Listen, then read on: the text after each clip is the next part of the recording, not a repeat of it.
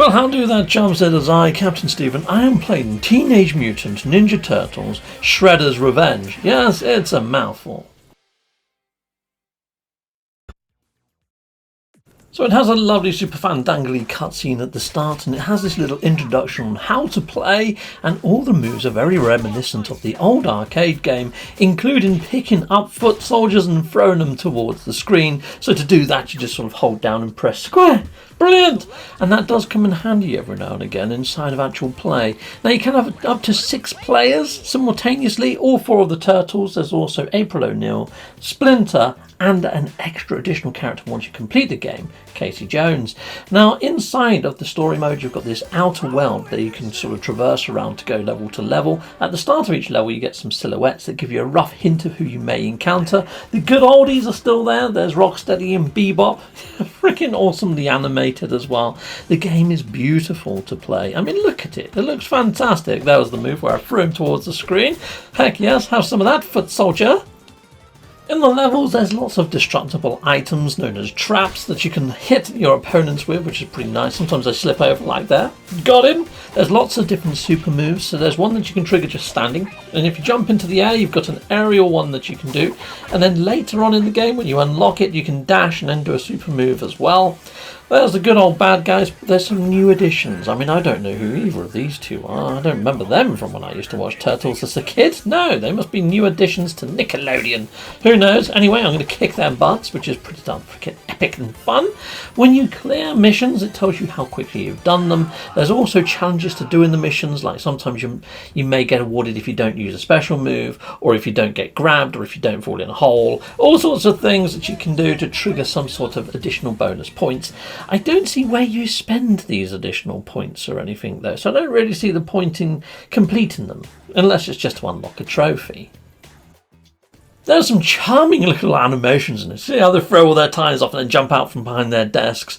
And the levels themselves are beautifully crafted. A lot of the time you are just progressing to your right. There is one level where you're on a lift and you're going up. There's 2 levels where you're on sort of like skateboards or hoverboards. One where you're on the road on a skateboard and one where you're in the air in a hoverboard. But it's pretty much the same mechanics. So it does get a little bit repetitive. There is some alien-esque worlds which are really quite cool. And there's one where you're at the zoo. I think you saw that earlier on, but the monkeys actually throw things at you as well. I like the little animations when you complete an actual mission and Donatello gets a little pogo stick out. I'm liking the little cutscenes. The story progresses at a rate that is easy to follow, and it's very nostalgic, this game. It really is. Some of the bosses, there's tricks to actually beat in them, so there's a little bit of a puzzle element there, and there's some beautifully done sort of areas of combat with inside of this. In fact, this is one of the best side-scrolling beat-em-ups I have played in a freaking long time, and I like side-scrolling beat-em-ups, and this has got elements of all the ones that I love. It's like Golden Axe and throwing people into holes. We can do that on this. In fact, sometimes there's different sort of missions that you can pop, like I was mentioning earlier about rewards to the missions, and one of them is throwing people in holes, which is great fun. Really enjoyed it. And there's a lot of nods to the old cartoons, like Baxter Stockman makes an appearance, and so does Leatherhead. Oh, and the Rat King. There's so many different characters that do make appearances, but there are some that I love that didn't make it into the cut. One of them being Usagi Yojimbo, the samurai rabbit. He's one of my favourites of all time. So here's one here, yeah, the little robot version of the turtle that Shredder made there. Pretty darn freaking epic. I don't know who these giant triceratops type creatures are, but they're pretty freaking gnarly, aren't they? Pretty cool.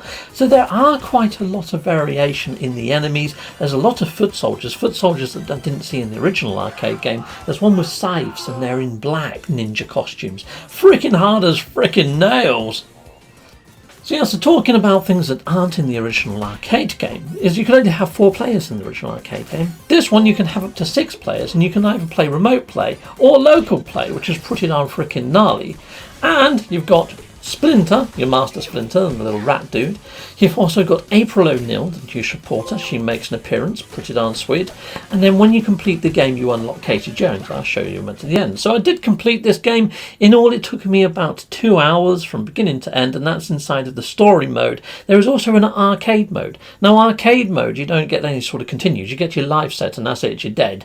And if you turn it off, then you have to start again, pretty much. Whereas the actual story mode, you get quite a a lot of lives, a lot of continues. It's quite easy to progress. You get lovely little cutscenes and things. And if you do turn off, you can come back to it whenever you wish and continue on from where you left off. So here we go. There's Casey Jones. I still have to play all the way through with Casey Jones, and that's the thing. There is a lot of playability in this because, yeah, you can get all different trophies for doing it, completing it with every single character and doing things with certain characters. So it has got playability. It's got a good shelf life. So to sum up, if you loved the original Konami arcade game, you are going to love this. It really does pull on all of the nostalgia heartstrings, it really does. But not only that, it's a beautifully crafted game. Hats off to Dotemu. Well done. It's a really, really nice little title, and it's a brilliant side-scrolling beat-em-up, and it's something fun to play with your mates. So if all of that appeals to you, get it. And it's quite cheap. It was under £20 here in the UK. If I had to put a rating on this, I'm going to give it about an 8.2, mainly because there was a lot of repetitivity inside of the levels. Yeah, oh, the music score. The music score is freaking awesome. The music in this game is great. Anyway, so that's what I'm scoring it, an 8.2. And I think I may be being a tad harsh. Let me know in the comments what you think it should have scored. Till next time, goodbye, and goodbye again. Well, thank you very much for watching. If you like what you see, please hit a like and a subscribe. And I'd like to say a massive, great big thank you to all of my backers over on Patreon and over on YouTube membership. Thanking you, backers. And if you want to support this channel, just don't skip the adverts. That throws revenue down my avenue. Or yeah, just stay with Captain Steve that little bit longer and hit something on this screen. There's merch here now too.